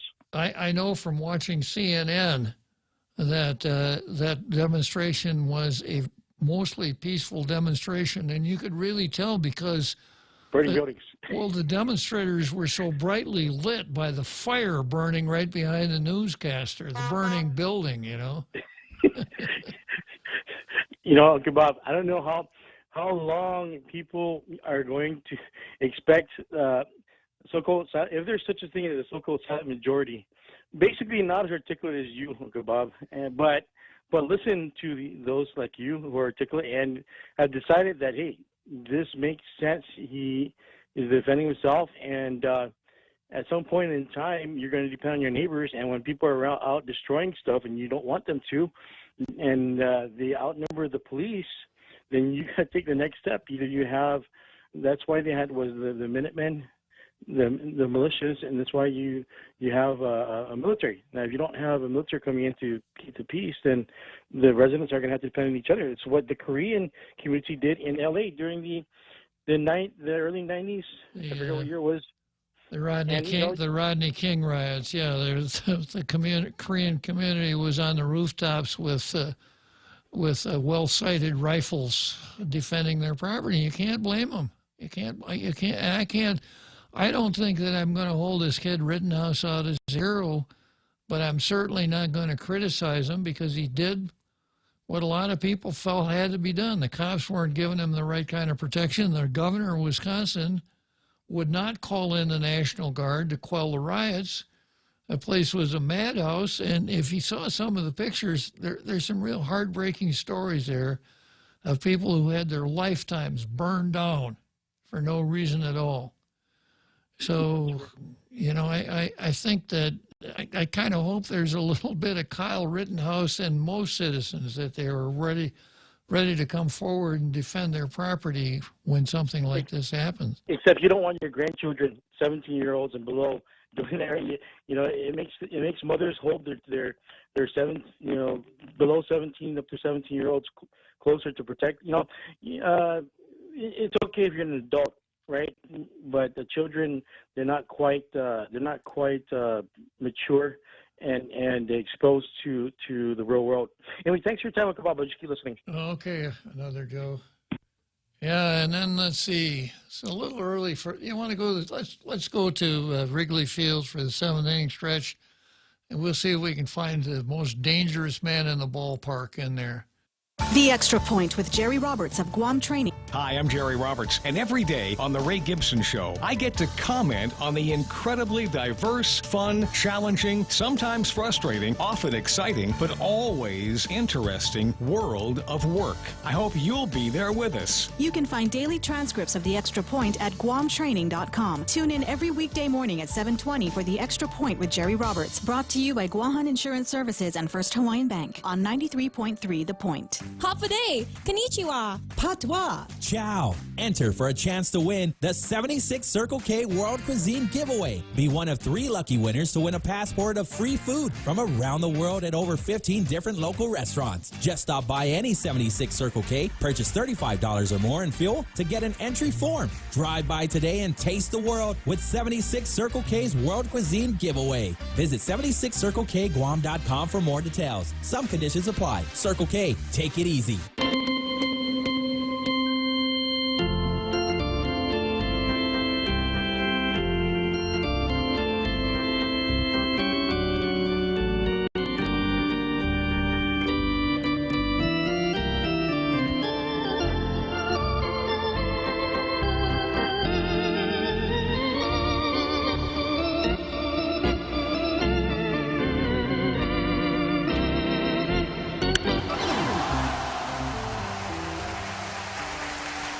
The hard hit ball to center field. Oh, there is a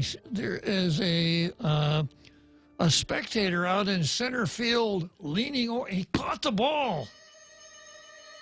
It's the most dangerous man in the bleachers, our Carl, who caught that long home run to center field. Good catch, Carl. Thank you, Bob. You're a little winded, aren't you? Out of breath. Yeah. I was running to chase the ball. All right.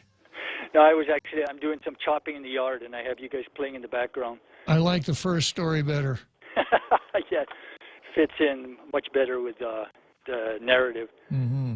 Yeah, I saw a meme on Facebook that made the point that the governor of Wisconsin is now calling in 500 National Guard troops, and the meme made the point that if they'd have just done that when all the looting and rioting was going on, there would be no trial. Exactly. Exactly, yeah. So I've got a question for you, Bob, a legal question, because I've also seen another meme about Kyle Rittenhouse suing for damages, because I think most people would agree that corporate media has placed a target on his back by labeling him a vigilante and a white supremacist. And a murderer. And a murderer, yeah. Yeah. So that's serious. I mean, that's life-threatening. He will have to look behind his back for quite a while. Maybe move to a different area, go, Well, I wouldn't blame him for moving out of Illinois. Yeah, it's pretty wild. But do you think, as a lawyer, now the lawyer that represented that young man that was confronted by the activists, with a beating drum? Yeah. The lawyer that represented him and got him, I think, somewhere in the neighborhood of $250 million from corporate media, has hinted that he's interested in representing Kyle Rittenhouse. Do you think there's a case there? What's your opinion? I know that's not your specialty, but as an observer, as a lawyer, what do you think? Well, when you accuse somebody of being a murderer, that's what's called libel per se. Uh-huh. That you don't need to prove up damages or anything. It's libel per se, and someone who is being prosecuted for murder, of course, is not a murderer until he's convicted of murder. You don't get to be a murderer just because somebody's dead. So, yeah, I think there's a basis for a lawsuit. However, I think his chances of winning only are great if he's found not guilty in this criminal trial. If he's found guilty of just about anything, I think it's going to be hard for him to prevail. Okay. Well, I think the guy that represented that other young man, that's actually his specialty, is this area of libel and going after people and companies. And he was quite successful with that other young man. Unfortunately, I forget his name. But so I think he sees something there, some potential, because he's hinted that he's interested in representing Rittenhouse. So we'll see. I hope he does represent him, and I hope he takes him to the cleaners. I don't know how else we're ever going to get the message home to the media cartel that they got to stop doing this stuff. Yeah, got to hit them in the corporate pocketbook several times. I don't think once is doing it. Obviously, they're still doing it. Right. So hopefully they do it again, and for even more. Yeah. All right, Bob. Thank you. Okay. Good talking to you, Carl. Good talking to you. So I was going to go on here to Davis versus Habib. I noticed someone moving around the green room. It looks like it's Senator Chris who wants to talk about Rittenhouse. Okay, well, tell me about Kyle Rittenhouse, Senator Chris. Half the day, Your Honor. My favorite Marine, talk show host, and senator. I had a chance to, in the background this morning while I was doing some emails, listen to the defense on Fox in terms of their representation. And what struck me the most was, first of all, there's no question this young man is very well trained with the firearm that he was using, more than likely, and it appeared as something to defend himself and trying to help the community. But the other thing that was very striking is, if you watch the way the defense attorney took the whole process through the video, you could clearly see that every action he took was in self-defense, because he had so many times where he was under so much strain and pressure in terms of the assaults and the attacks that were coming at him, where if he was truly there to do that kind of damage, and as they describe him as some sort of mass shooter and everything else, there was so much opportunity to have conducted himself in that way. And if you watch the whole sequence, which really is only about 3 minutes, the discipline to which he was basically just fending off the attacks that came his way, the analysis of this case, the prosecution equally through their sequence made the case so well. All the defense had to do was repeat it. I don't know if you had a chance to watch that much of it. No, I didn't, Chris. There was a commentator on Fox that said the prosecution did such a great job showing the video and showing how this was a self-defense case that who even needs a defense attorney. Kind of makes you wonder, Chris, if there's something nefarious afoot. Did the prosecutor deliberately throw the case? It's just so incredible, because along with that excellent presentation of his defense attorney, basically just shredding any evidence the prosecution would even try to make. The one thing that was very clear also, that, I mean, he just did not mince words about the fact that this case was brought for political reasons. This is a political trial. And one of the things that was really, really basically withheld for the longest time by the mainstream media and all of the far left-wing media and the lefty biased media was that these three supposed victims were all white people. Yep. And you had a white individual who was there to protect his community. They showed photos of him helping clean up the morning before that night, get rid of graffiti. I mean, just the stuff that he came down there to do. His dad lives in Kenosha.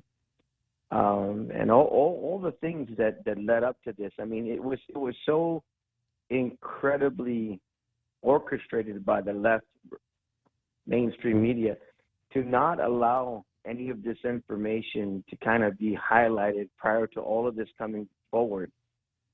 That you had three white victims, and then one of the white victims on the stand that basically completely countered what the prosecution was trying to do with him. The background that they talk about in terms of this prosecutor is he is a lefty as well, and he ran, I believe, for Attorney General, lost. He's trying to launch another political career through this trial, but it's just so overwhelming that it will be amazing if this jury doesn't walk away with a full acquittal. I expect at a minimum a hung jury, hoping for an acquittal, but you never know with 12 people. I would be absolutely floored if he was found guilty on any of these charges, but it is so easy to see. And I guess the reason why, hopefully with bated breath, in the event of a very good verdict here, I mean, all of these things that the left and this critical race theory and everything else, all these things are being built up.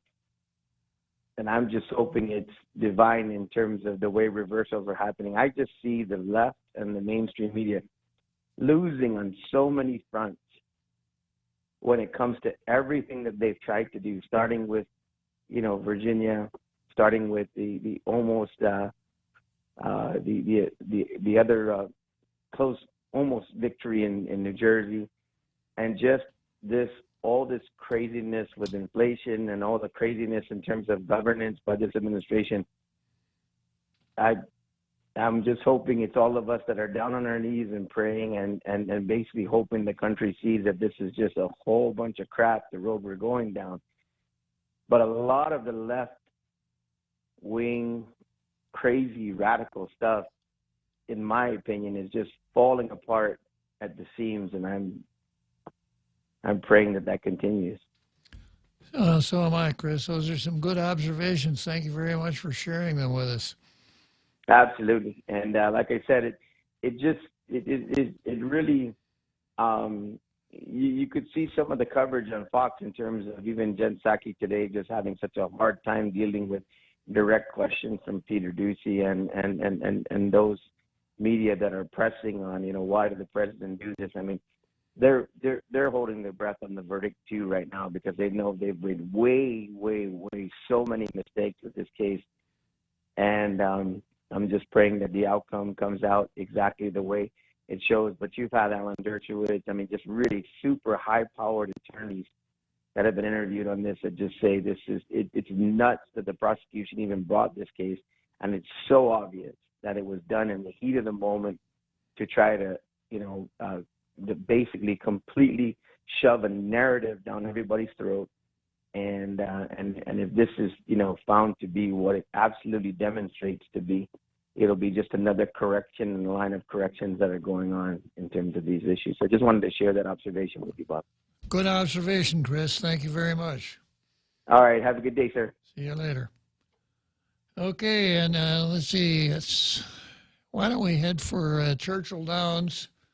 And when we come out of Churchill Downs, we'll practice our French a little bit. See if that'll keep us in Louisville.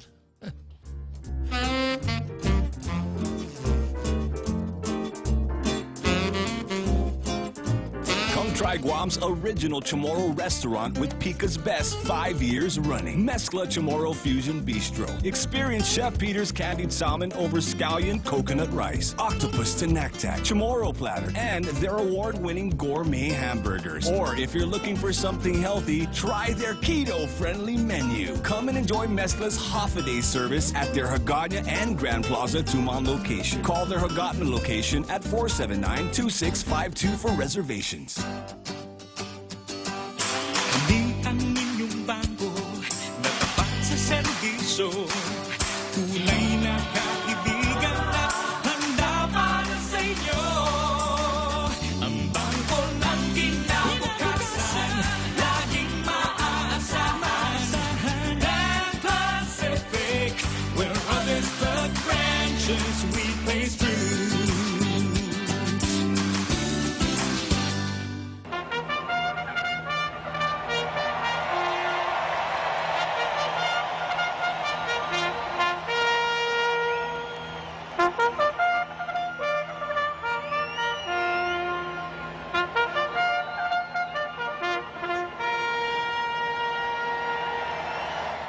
So here we are, tailgaters. We're going to go from Louisville, Kentucky, straight to France, where we're going to talk with our favorite Frenchman.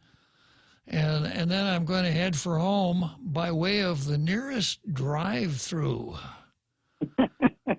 Good afternoon, well, Frenchie. When you're in Louisville, you're a little bit in France, too, since it was named after Louis XIV, right? Of course, yeah. Yeah. So... yeah, it's interesting that Kenosha trial. I mean, it's obvious that most of the they threw everything at him but the kitchen sink, and it looks like actually nothing is going to stick.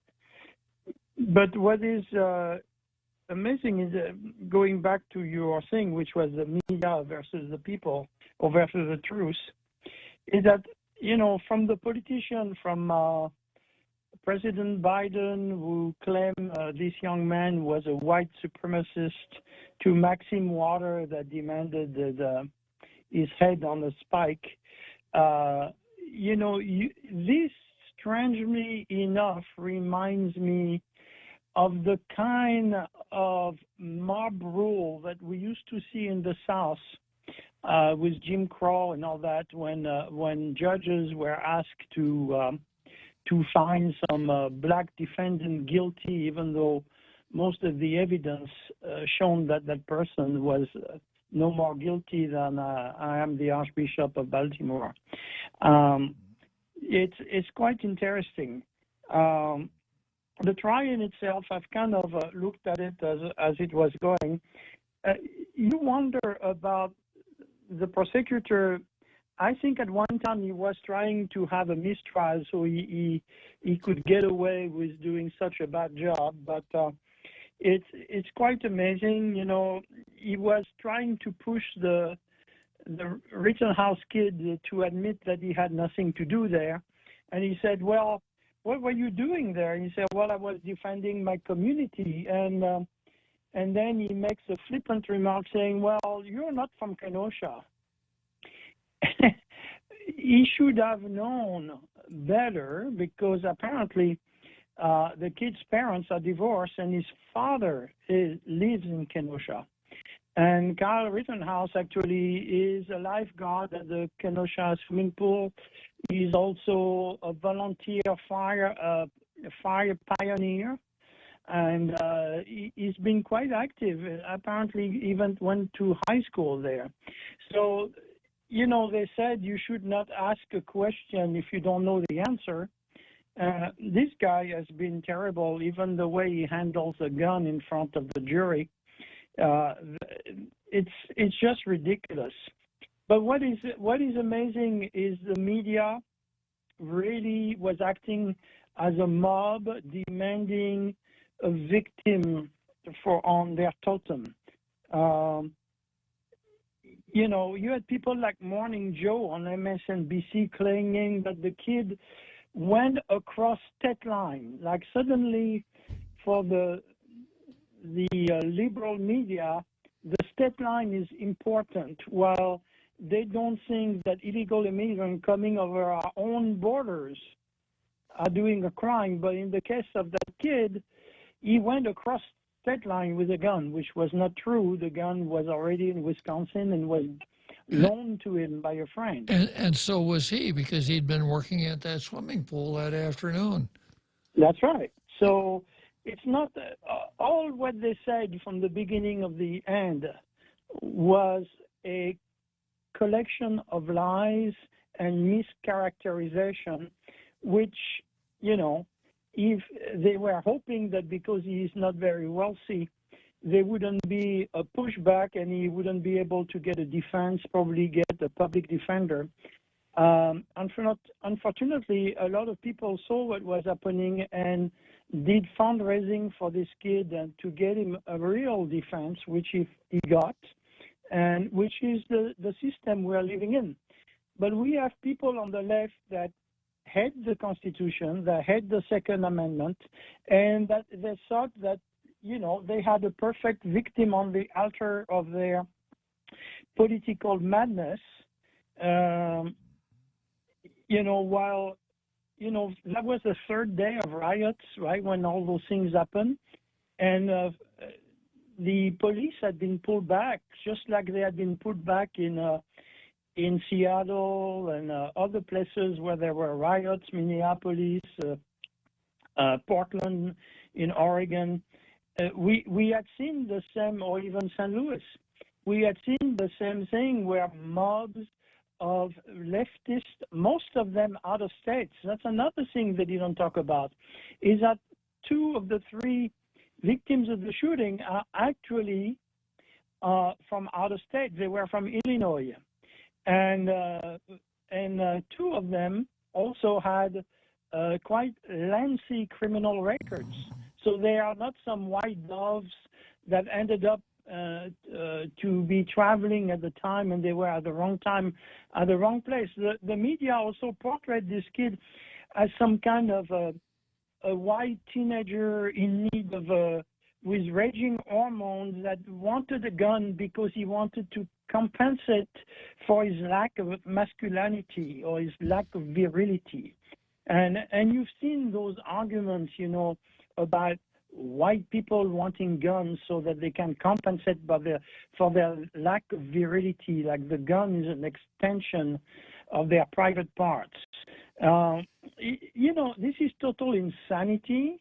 And so I hope that the jury will come up with a logical verdict based on the evidence. But we also saw some very crude attempt of jury intimidation. You had the nephew of the guy that got killed in Minneapolis that was telling, we're going to take pictures of the jury, we're going to make sure we put pressure on them. You had Maxime Water, again, you know, crazy Maxime going hyperboles and threatening the jury. We are living in strange time where, you know, the justice system only is good for certain types of people, but not for the others. And that reminds me a lot of the January 6th narrative, but on a smaller scale. But this is exactly what Nancy Pelosi is trying to do with her fake board of inquiry into what happened on January 6th. And we are seeing it over and over again. And we are at a time where you have a whole section of the political spectrum that swears that they're going to defend the Constitution, but actually in reality work to destroy the Constitution at every step of the way. And we have to call them for what they are. They are liars and sycophants, and it's just upsetting. You know, they are. When you heard the last argument of the prosecutors, he was basically saying that self-defense is not authorized if you have a gun. This goes against all the jurisprudence of self-defense in this country. The guy is a total loony. So, you know, we'll see, and we'll pray that the jury comes with a fair verdict. We also have the Fat Cross there, who is suing Kenosha for $25 million because he said that the city created the conditions for him to get shot, even though he agreed that he was pointing a gun when he got shot. So it's quite amazing. We are seeing some pushback in the schools with the CRT, people denouncing the CRT. We're seeing pushback at many different levels. I think the people have awakened to the fact that some people have confiscated our judicial system, our political system, and they are trying to use it for their own goals who have nothing to do with the welfare of the citizens of this country.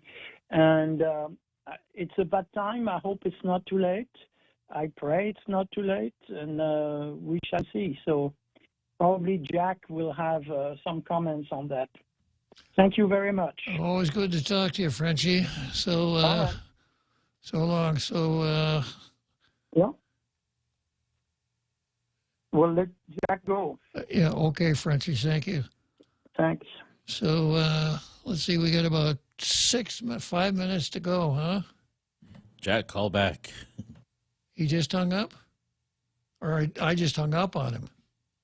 Yeah, I accidentally hung up. I pushed the wrong button. Jack, call back. We'll get you on here before the end of the show. Here comes Jack. Okay. Yeah, okay, Jack. I guess you were I thought you were in the chow line or something, so. Yeah, I'm on my way to chow right now. Yes, I am. But I just, since I'm batting cleanup here, I really appreciate following Frenchie and being around Carl and stuff. But I just like to do some general house cleaning. The kid that Carl was trying to mention, I think his last name is Sandman.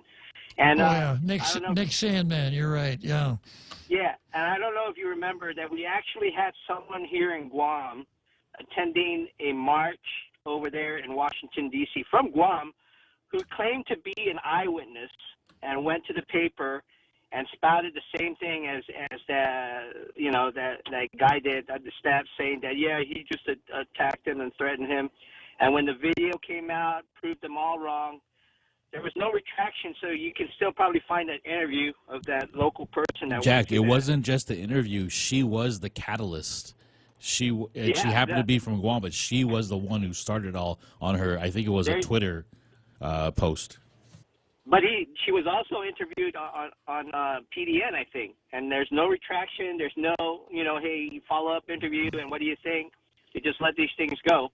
But I also would like to say that, I got my gun permit, and one of the things that I asked, because I didn't know, but in certain states, I think in Wisconsin it's true, that there is no law against carrying a long barrel rifle. Yeah, and that's what the way it turned in Rittenhouse's situation, that the prohibition is against short-barreled guns, and the barrel in his gun was 16 inches long.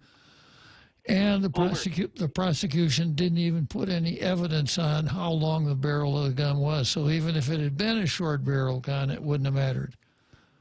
Yeah, that's true.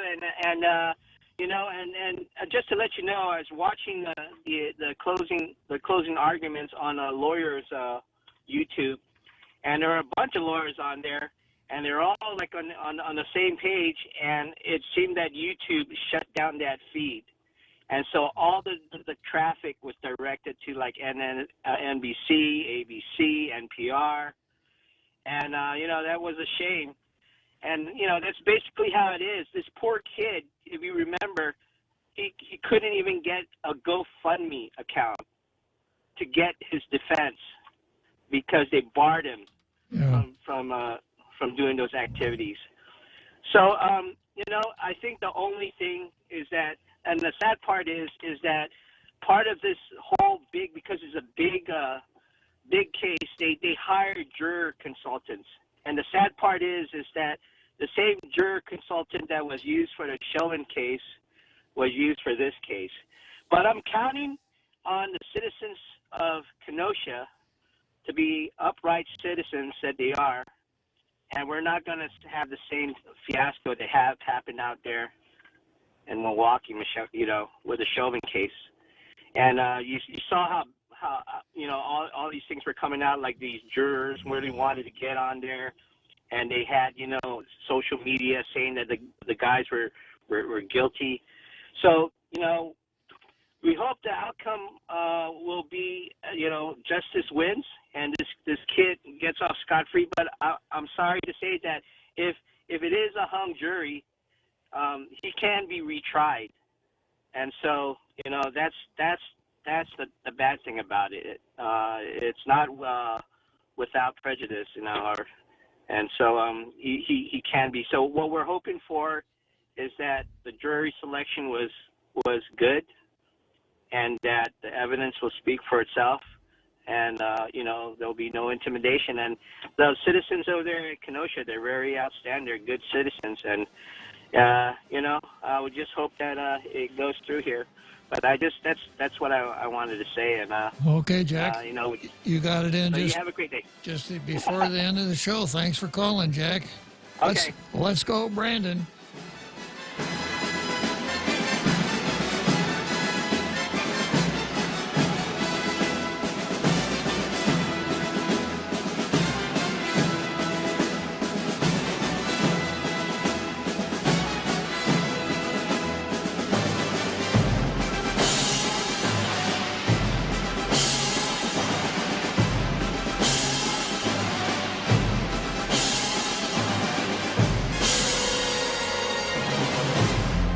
The Point is KUSG, Hagåtña, Guam, 93.3 FM and 104.3 HD3.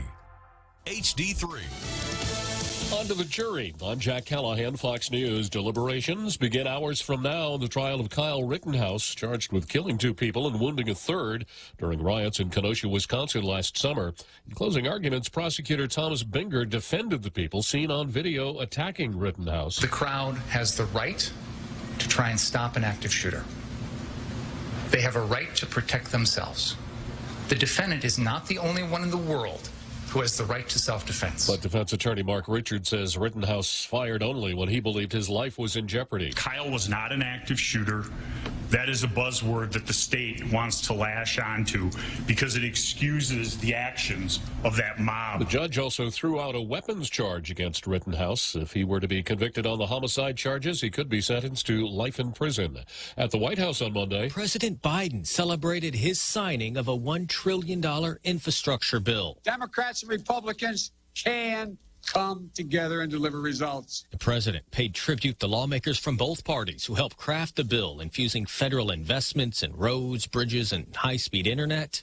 At a time of surging inflation, these long-term investments are actually going to help. Ohio Republican Rob Portman speaking alongside Arizona Democrat Kyrsten Sinema. How many times have we heard that bipartisanship isn't possible anymore? But bipartisan support is unlikely as Democrats try to advance an additional nearly $2 trillion social spending bill later this week. Fox's Jared Halpern at the White House. Then last evening, the president and China's President Xi Jinping agreed to communicate better with one another. Our bilateral relationship evolves, seems to me will have a profound impact not only on our countries, but quite frankly, the rest of the world. The 2 men meeting virtually via video conference. America is listening to Fox News.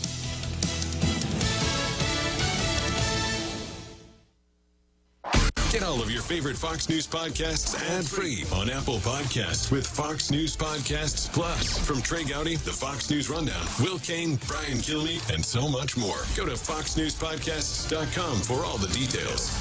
The Fox News Rundown, a contrast of perspectives you won't hear anywhere else. Your daily dose of news twice a day, featuring insight from top newsmakers, reporters, and Fox News contributors. Listen and subscribe now by going to foxnewspodcasts.com.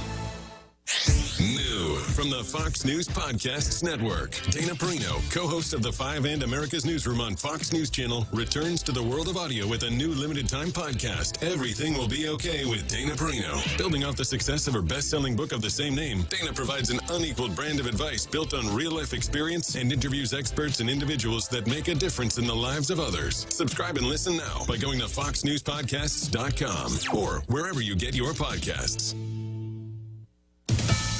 A former Trump White House advisor charged with contempt of Congress appearing in federal court on Monday. A D.C. federal magistrate is releasing Steve Bannon, now indicted on 2 counts of being held in contempt of Congress for allegedly not complying with House committees investigating the January 6th incursion into the U.S. Capitol. Bannon, however, says the prosecution is political. Nancy Pelosi is taking on Donald Trump and Steve Bannon. She ought to ask Hillary Clinton how that turned out from them, okay? We're going on the offense. Claiming that former President Trump's executive privilege precluded him from testifying.